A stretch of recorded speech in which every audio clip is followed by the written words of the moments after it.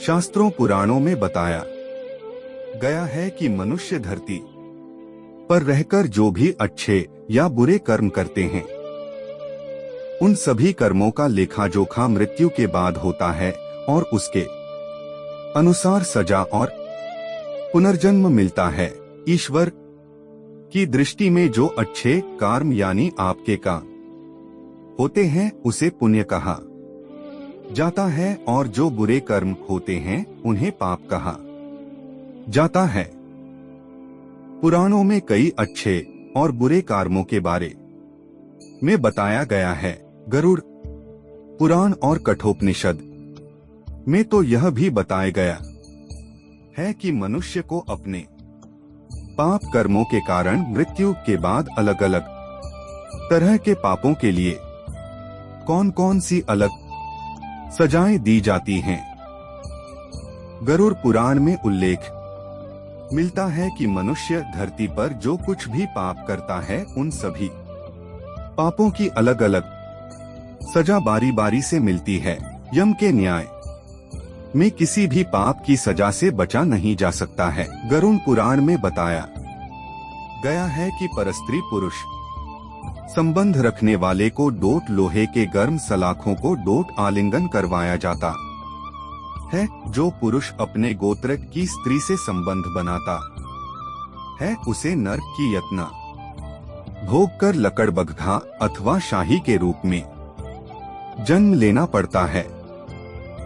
कुंवारी अथवा अल्पायु कन्या से संबंध बनाने वाले को नरक की घोर यातना सहने के बाद अजगर योनि में आकर जन्म लेना पड़ता है। जो व्यक्ति काम भावना से पीड़ित होकर गुरु की पत्नी का मान भंग करता है, ऐसा व्यक्ति वर्षों तक नरक की यातना सहने के बाद गिरगिट की योनि में जन्म लेता है। मित्र के साथ विश्वासघात करके उसके पत्नी से संबंध बनाने वाले को यमराज गधा की योनि में जन्म देते हैं। लेकिन व्यभिचार और धोखा देने से भी बड़ा एक पाप है जिसकी सजा कठोर है।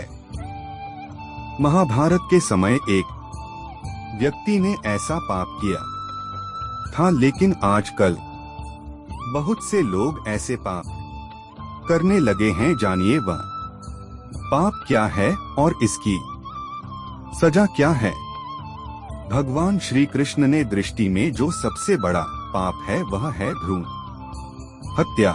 महाभारत युद्ध समाप्त होने के बाद जब द्रोणाचार्य के पुत्र अश्वत्थामा ने उत्तरा के गर्भ में पल रहे बालक परीक्षित पर ब्रह्मास्त्र का प्रयोग करके उसकी हत्या कर दी, तब भगवान श्री कृष्ण सबसे अधिक क्रोधित हुए थे।